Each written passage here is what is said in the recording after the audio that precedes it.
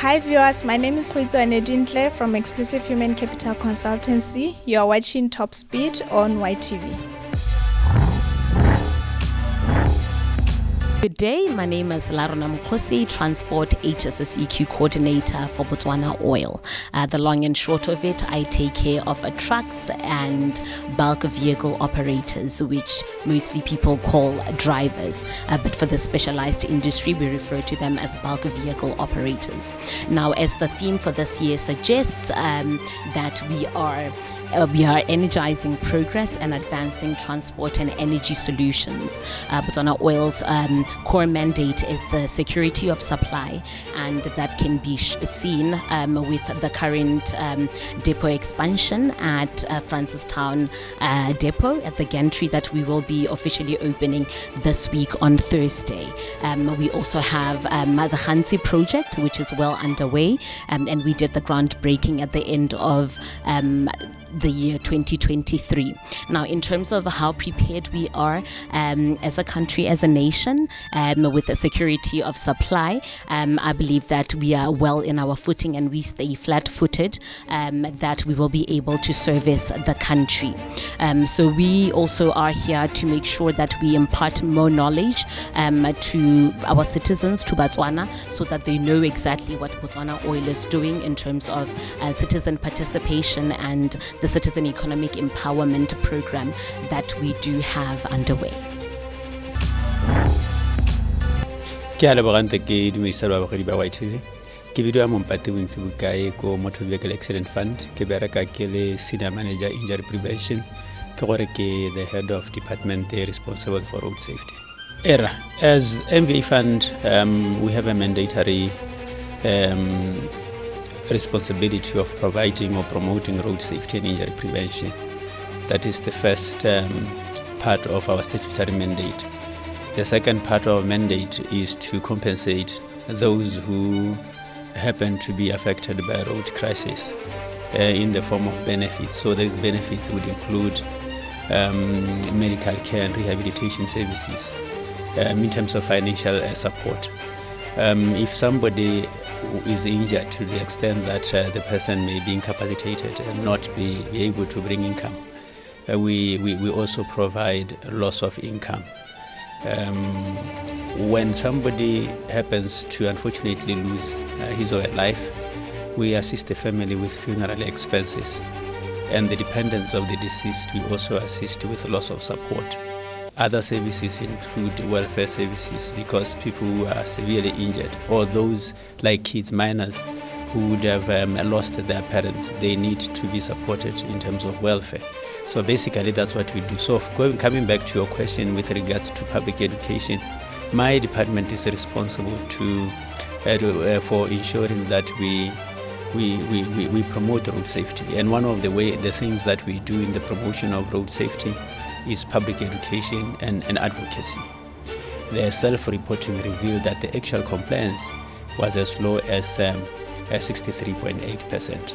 So now our program is to not only focus on awareness, is to come up with strategies that would address behavior, because we see that knowledge level is high, but people still choose not to apply that knowledge when they use the road.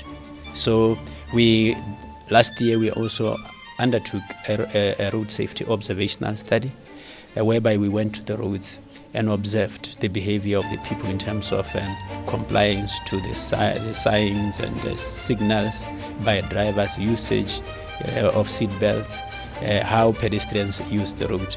And the index was down to 60%, which is really a concern.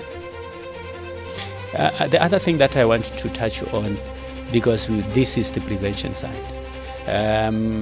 When somebody happens now to have an accident and now we have to compensate, and the accident resulted from behavioral issues, such as maybe the person was drinking and driving, we also have what we call the right of recovery. In other words, the law gives MVA Fund the right to recover all its monies that is spent as compensation to to compensate the person who was injured or who died as a result of an accident and the dependents.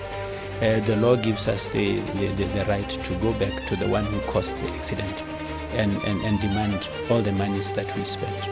So that is also an initiative that is intending to support road safety as a deterrence. And the aspects that relates to the right of recovery, drunken driving, driving a vehicle without a license, reckless driving, and the other one, driving a vehicle that is defective, and you know that is defective, and then it causes an accident. But before I let you go, can you kindly tell us what Wiley Lifa Liburi Busura Dinjang? Yeah, you see, one of our strategic initiatives, care advocacy. We see the platform that has been provided by Progressive Institute, Botswana Transport and Energy Summit and Expo. Really a very, very strategic platform for engagement. Road safety is a shared responsibility.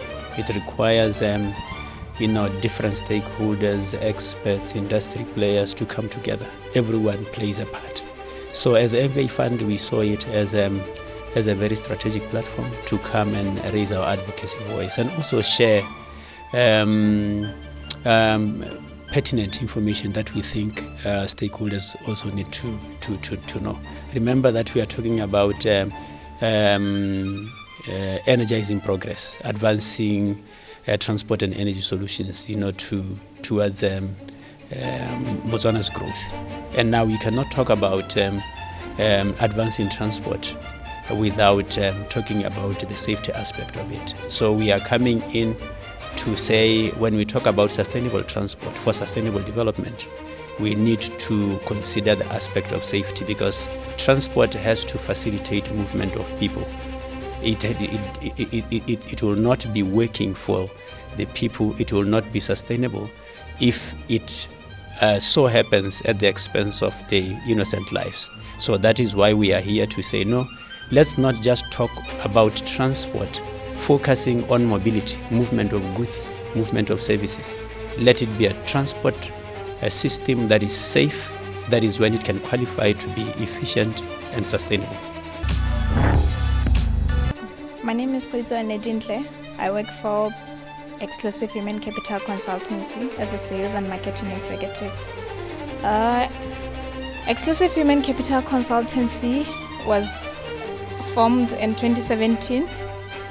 The following services we offer: the following services: career development and career advancement. We also offer recruitment services. We also offer management services, mainly induction for management. Okay, we came here to exhibit our services in the Transport and Energy Summit hosted by Progressive Institute. We are aiming to get delegates for our next summit, which is the Corporate Governance Summit, the third Corporate Governance Summit that will be held on the 13th and 14th of November in Cresa Hotel. Cancellation of delegates at the last minute, slow registration of delegates, and also 1 or 2 cancellation of contracts. From 2-3 years back to current time, I would say Botswana is advancing. That is all we had for you in regard to the second annual Transport and Energy Summit. We are coming to you direct from Fairgrounds Holdings. We'll certainly meet you again, same time, same place next week. Remember, my name is Alpha.